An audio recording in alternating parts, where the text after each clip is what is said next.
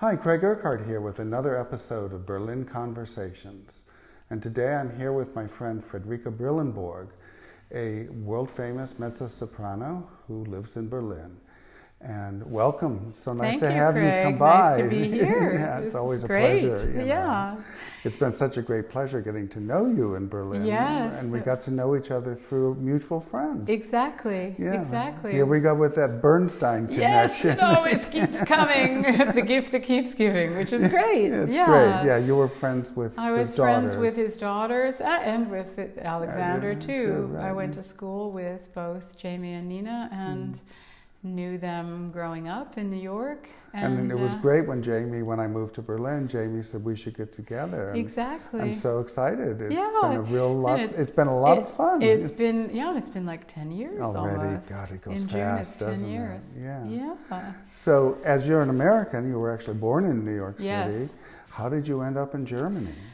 Well, I'm a native New Yorker, born and bred, and at one point I had some life changes, and at that time a friend of my mother-in-law's was married to a famous tenor named James King. No, the Wagnerian a tenor. Famous tenor Exactly, King. he Yeah, sang, Wagner and Strauss everywhere. Yeah. He was in New York singing at the Met in Elektra. And he said, "Oh, Fredrika, why don't you come over to the Met and sing for me?" So I went and sang for him. And he said, "I think it'd be great if you come this summer. I do a master class in Munich called the Münchener Singschule.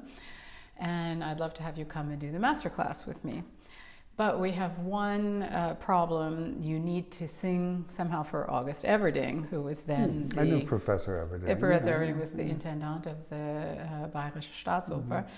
And I was in New York with a little son who was not yet, maybe he was 2. So James had an idea that he was singing Elektra with Hildegard Behrens. And he said, "You know what, I'll ask Hildegard Behrens if she would hear you." So he kept trying to get a hold of her. They were doing Elektra together, but it wasn't always so easy. That the production ended, and then she was singing Senta in Fliegende Holländer. And he finally found her best friend, who was always with her at the Opera House, Gaston Ormazabal, who is a physicist and an opera fanatic. And so he said to Gaston, "I'd really like Hildegard Behrens to sing to hear my friend Fredrika Brillembourg sing." And Gaston said, "Is she Venezuelan?" And then James said, "No, she's American, but she was married to a Venezuelan." And he said, "Yes, I knew her husband. We were at Harvard together, and I will make sure that Hildegard hears her." So it was just a weird coincidence. And they came, I was doing a competition, the Lice Albanese competition. Oh, right, yes. Which I ended up winning a prize in. And they came and heard me, and she wrote a recommendation to Professor Everding, and I came that next summer. This was 1994. And at the end, there was a big concert in the Nationaltheater, and I was one of the chosen ones to sing in the concert. And an agent was there and said, "If you come back, call me."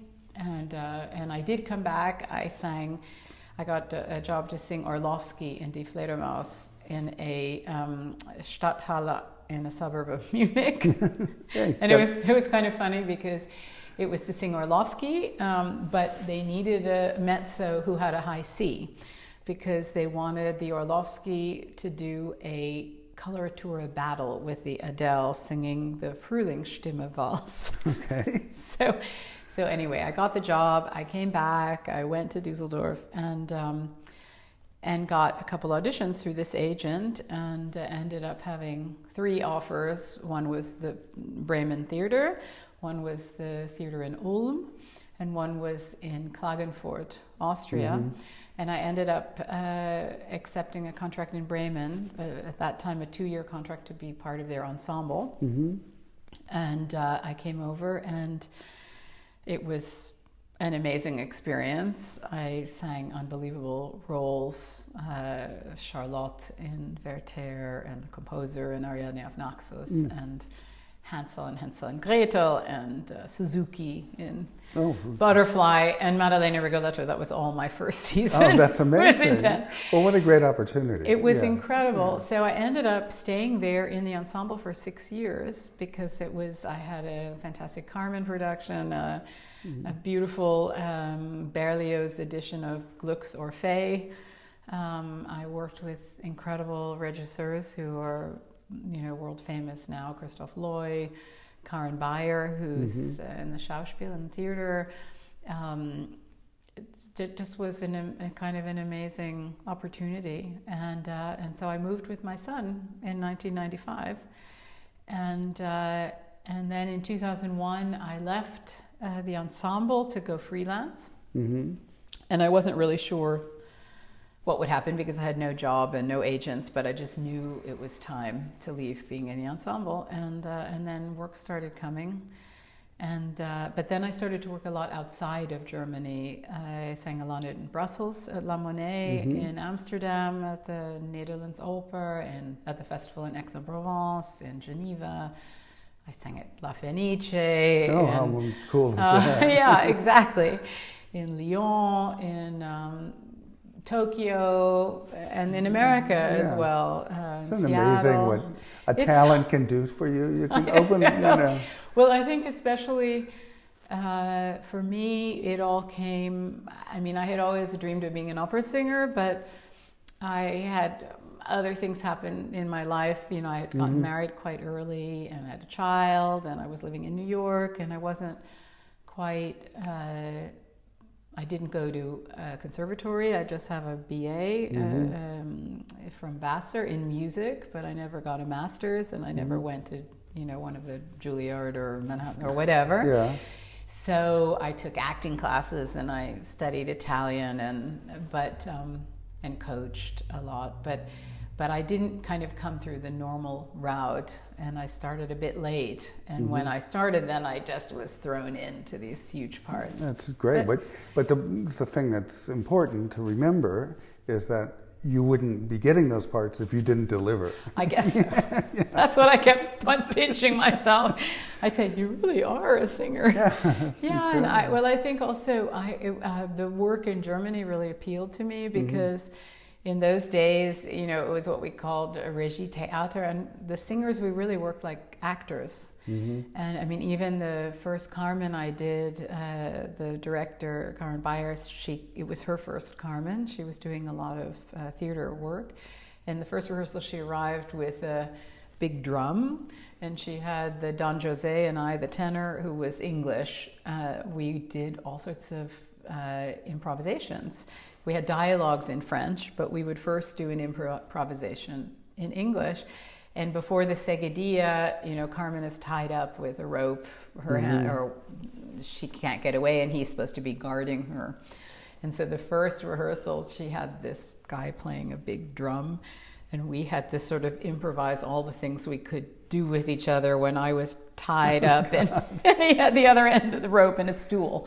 And so there were a lot of, we sort of just even acted it without saying a word, but just to feel the physicality, and that was so fantastic. Sounds like fun. It was fun too. Yeah, it was. Yeah, it was great. It's incredible. So, how did you get into music?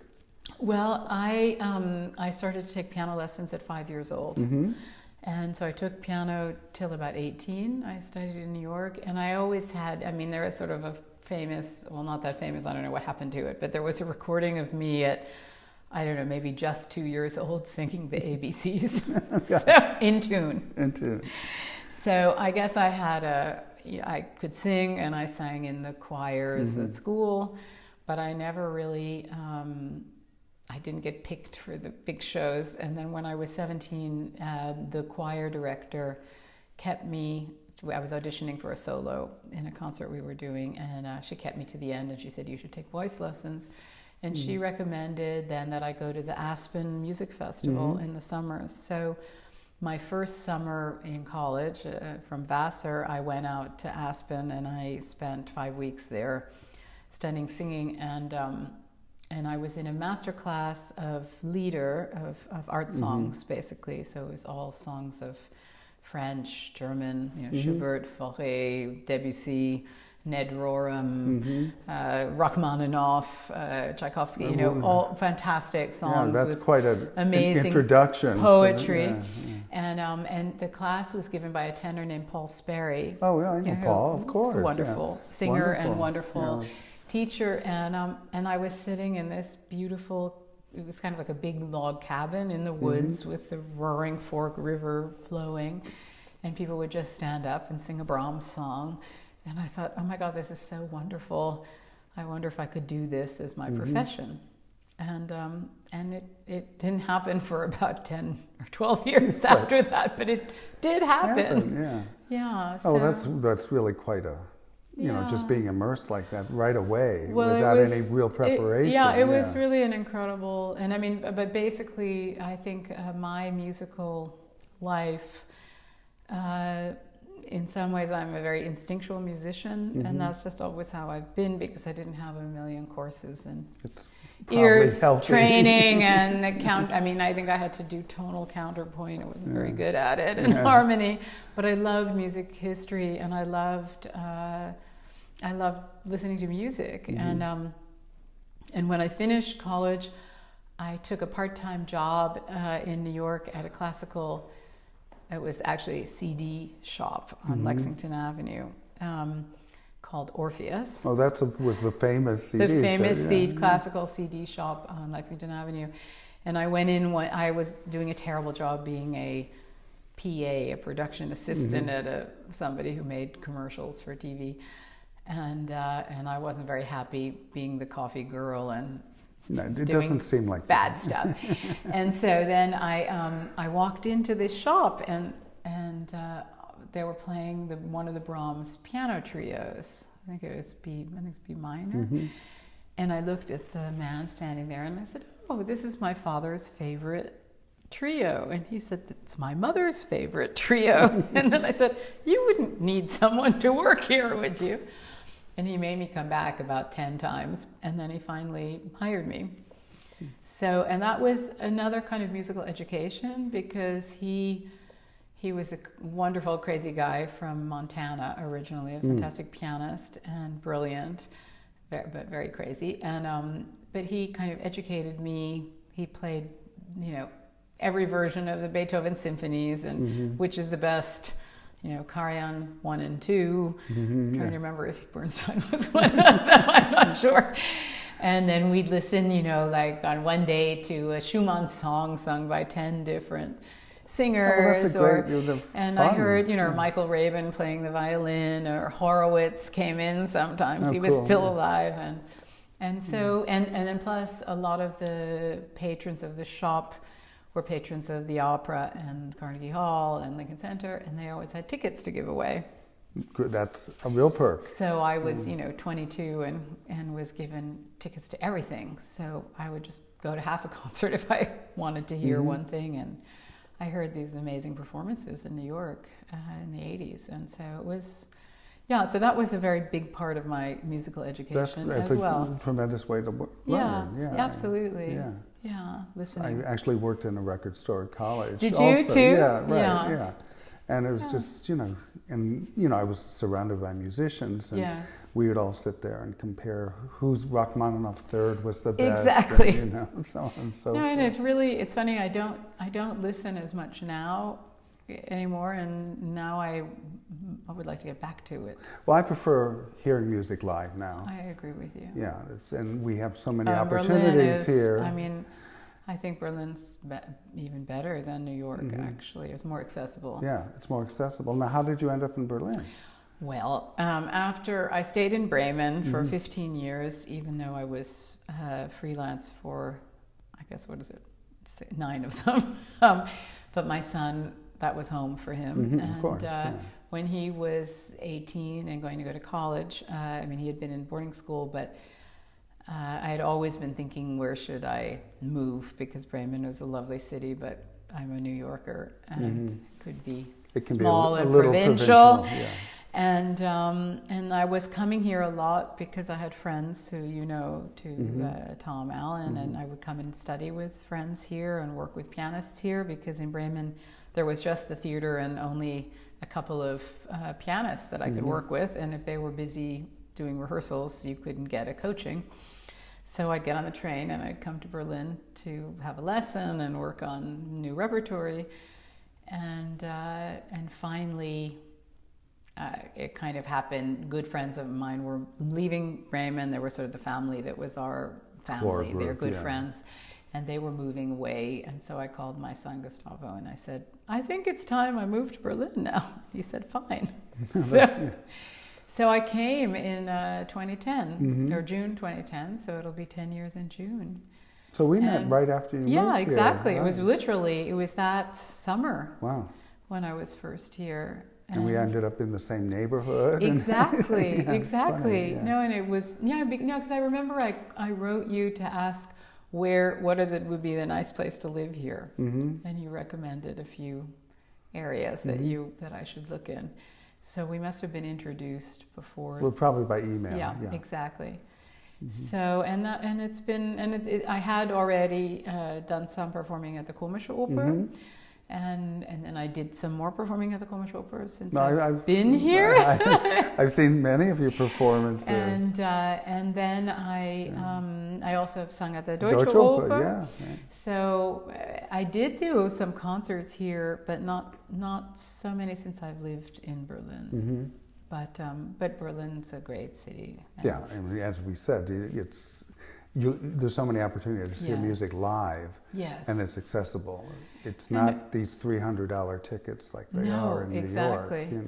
And also, I think there's a really fascinating intellectual life in Berlin, which is there's lectures, there's great art exhibits. Yeah, we often see each other at the American Academy. Exactly, and at the American Academy, it's just an amazing resource for English speakers. So you can hear your favorite writers from the New Yorker speak or whatever. So I must say I find it a very fulfilling place to live. I do too. Yeah. And it's very exciting. And as I said, I've seen you at the Komische Oper. Yeah. What was it? Hansel and Gretel? Yes, that you were like I did the Martian from. I felt like I was like in drag on a voguing something. I was the witch. You were the witch, and I was all green, and I had a bald head that was all painted green, and these very long. Well, I'm wearing green today, but very long eyelashes and big lips, and then a dress that was all sequins. It was a great production, and I had pads in my rear end and my stomach and my boobs, so I was a very voluptuous, strange. Was that a Barry production? No, it wasn't. It wasn't a Barry production. The first thing I did there, when I wasn't yet living in Berlin, was Barry's production of the Grand Macabre. Oh, you were in that? Yeah. Oh my God. I didn't do the original, but I did the first revival. Well, then I saw you in that. Yeah, in 2000. I don't know, it was 2004 or 5 or something like that, and. That was a fantastic production, really fun. I took a young man to that who'd never been to an opera before. Oh, God. That was his first one. Wow. And he said to me, I don't know what that was all about, but I enjoyed it. Yeah, it was enjoyable. And fantastic music also, obligatory. Yeah. So I did that, and then I did The Witch and Hansel and Gretel, and then I did... a Rigoletto, which I'm going to sing one performance of again in March, where that's a Barry production too, where it's interesting. The mezzo sings all the women except for Gilda, the soprano part. So Maddalena, which was the normal part that I would sing, plus Giovanna, Countess Soprano, and the page. Oh, so you're working. So I have like 5 different costume changes. It's quite intense. 4 wigs and And then you recently did The Old Lady in Candide. And I have actually my last That's what I would say, performance. Miscasting. You're not an old lady. I'm not going to say anything. No. But anyway, but it was fun to get to. I had always wanted to do. It's a great part. The part, and it's fun. It's an amazing show because. The wonderful way that Barry works, it's really fast-paced, and we have a lot of dialogue, and you have to be really quick, and it's been a real challenge because also I have this monologue where I speak in German for about 3 minutes, or maybe it's 4 minutes, about why I have only one buttock. Right. And all these like horrible things that happened to me. But I'm still happy to be alive at the end, you know. So no, that's a great production. I've seen you in it, and I know the Bernsteins were here and they saw it and they loved the production. Yeah, exactly. So it's exciting. It's such a pleasure to work at home too, and to be able to have friends come. Yeah, it's great. And hear me. And you've also been doing cabaret. I just actually, what sort of instigated it, well, I'd been thinking about it before, but then last year, when it was Lenny's 100th birthday, there was a festival at the Komische Oper, and they asked me if I wanted to do a Nachtkonzert, which was part of this festival weekend. And so I had an idea of singing Bernstein songs from Broadway, the musicals. And then I made a few suggestions, and one of them was to put the Bernstein songs from Broadway together with Kurt Weill's songs from Broadway, because both were classical composers who also wrote amazing tunes. And they both worked with incredible writers for their librettos. And it was really interesting to find some, either where they had themes in common or musical styles in common, and how each of them worked with it. And so for this Nachtkonzert, I put together a show, and I wrote some text about what my connection was to these composers, and being a New Yorker. The songs are very much about New York. A lot of their shows are set in New York, like West Side Story, like Wonderful Town, like what's the one? Lady in the Dark. Let's see. What's the one about? All right, I'm going to have a blank on the Weill musicals, but there's a lot of Weill musicals set in New York too. So I really enjoyed that, and now I'm. Well, it was a really successful evening. Thank you. Enjoyed it so much, and it was really smart, intelligent, and beautifully sung. Well, I hope I get to do it again. I hope so too, because it's really a wonderful program. It's something. Well, it's such a pleasure to sing in my native language. You know, there's somehow. I mean, I've been living in Germany for almost 25 years, and I speak German, I speak French, I speak Italian, but there's something when you get in your mother tongue, it's a whole other world, basically. And these songs, which were so much my culture of growing up in New York. So and I'm now putting together, which I'm not going to say much about, but I've got another project that for probably a couple of years from now when we get it done. But I really enjoyed this kind of trying to sing other things with my voice than just classical music. Although next week I'm going to sing a Schubert song at the Boulez Saal, and part of a festival called A New Divan. Oh, wonderful. And so it's one of the songs that the poem came from the Ost-Westlicher Divan, or West-Ostlicher Divan of Goethe. And it's just so nice to sing a Schubert song out of the blue. I love to do Lieder too. So Lieder's such a wonderful art form. So satisfying also too. In a 4-minute song, you tell a whole story. Right? I've written songs too, yes, as you know. And you have beautiful songs. Thank you. And I just think it's such a high art form, and it takes a very special talent to be able to tell a story in 4 minutes. And you really, if it's when it's a great composer and a great poet, you have all the materials there. It's all there. But it's a whole. I think it's also like with doing the cabaret. It's interesting that you're standing with a piano and you're you. And so you. That's it's true. It's not you don't put a costume. Well, you maybe put kind of a costume on, but you're not playing a figure who's not you. I mean, maybe each little vignette is a story that you're telling, but you're not actually becoming what you can. But it's really that when I'm singing, I am Fredrika telling the story. And that's also a nice way of communicating. You don't have this big orchestra and set and crazy No, costumes. crazy costumes. Yeah, I remember that Hansel and Gretel. He put you in a box or something, didn't he? No, that was Rigoletto. Rigoletto. I was sawed in half. You were sawed because in half. When I sing Maddalena, I'm a magician's assistant. So they actually put me in a box and sawed me in half. And it was a little tricky because the woman who did the first performances was a tiny bit smaller than me. And I had to fit, I guess they have there's a fake section that they saw through. And so I was really crunched in there. Oh my God. But I think actually today as opera singers, we have to do all sorts of things. You have to be a good actor, you have to maybe roller skate, you have to be able to dance. Have you had to roller skate? No, thank God I haven't had to do that. What is the craziest thing you've been asked to do? Oh God, let me see. Well, in Bregenz, I did Andreas Chenier. I mean, this isn't so crazy, but I sang two parts. Was this on the big? This was on the big Seebühne on the lake.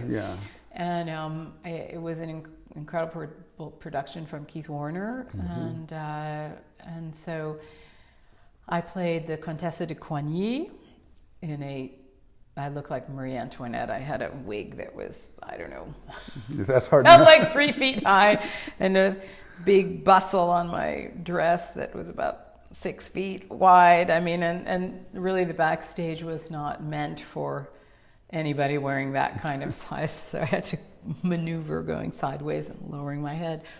That was one part, and then the other part was singing this old grandmother, the Madelon. And the Madelon has this one aria where everybody's died, her son's died, and this is in the French Revolution, and she sends off her grandson to help fight.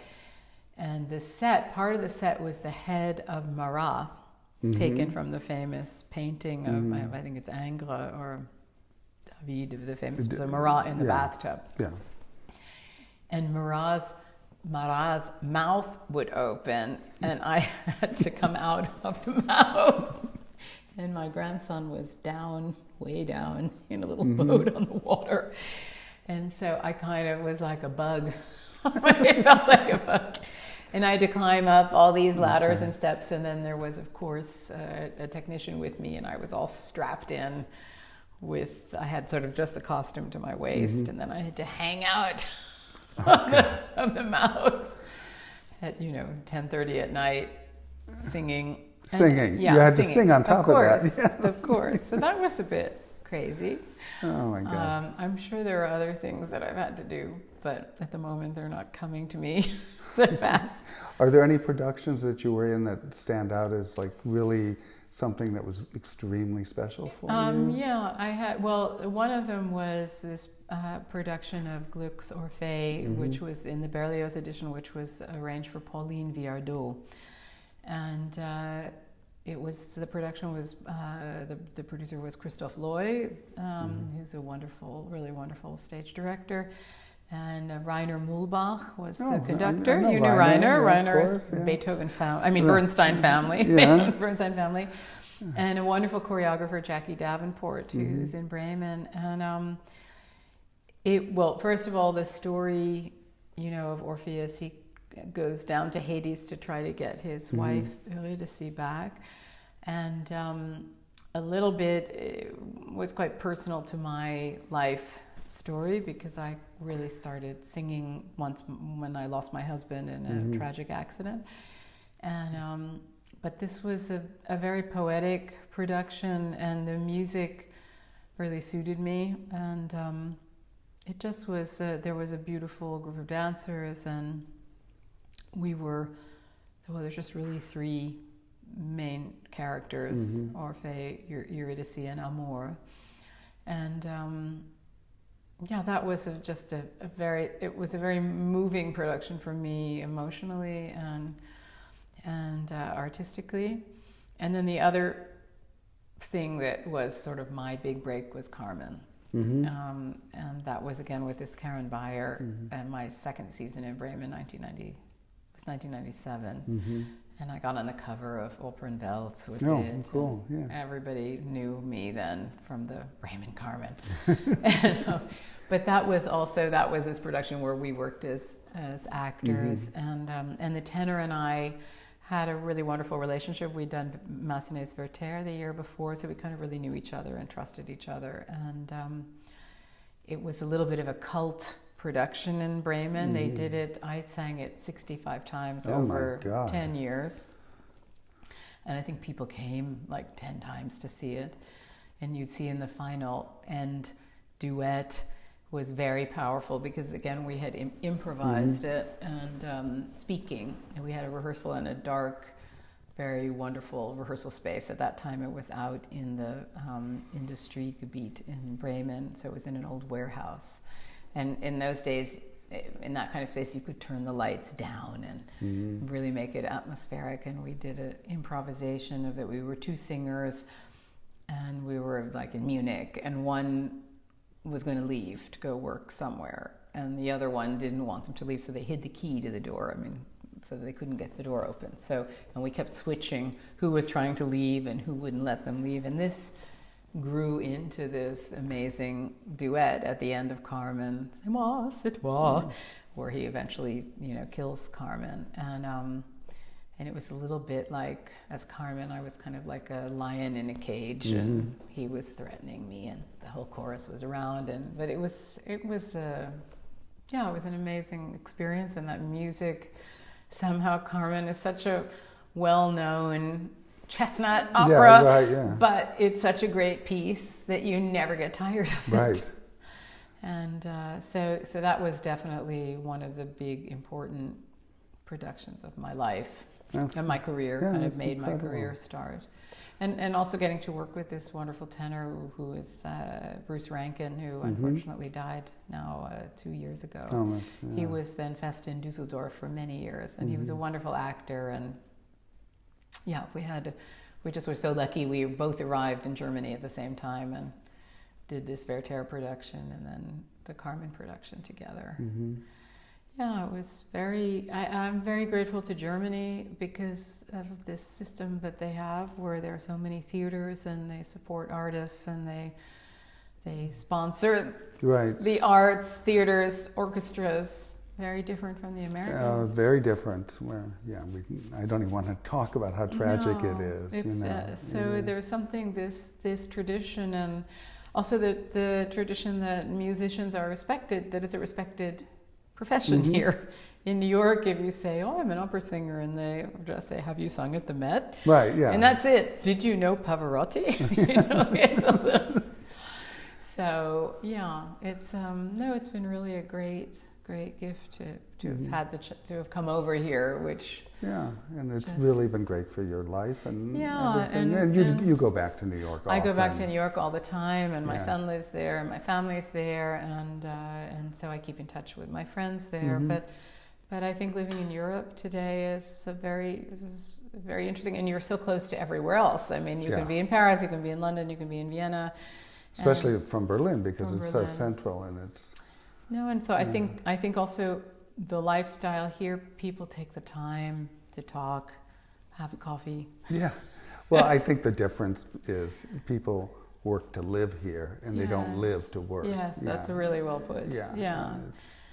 And it's a nice pace.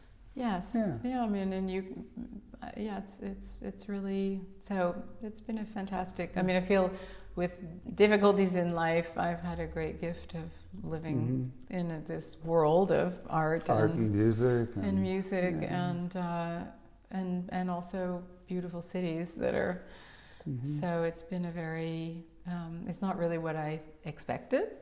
But is it ever? I guess not. But it's great, and I really, really appreciate you coming by and sharing and talking and chatting. And, is there anything else you want to add? I think, basically just that it's lovely to be here and have you here and be able to share our musical lives together. Well, thank you so much for coming by. Thank you. Yeah, and it's been really terrific. It's always a pleasure to speak with you. You too. Thanks, dear. Thanks. Okay, bye-bye. Okay. Thank you so much for stopping by Berlin Conversations. If you enjoyed it, please like it and follow so you don't miss any of the upcoming interesting guests that I will have over the next few weeks. Thank you. Take care. Have a good night or good day or good weekend or whatever. Okay, take care. Bye.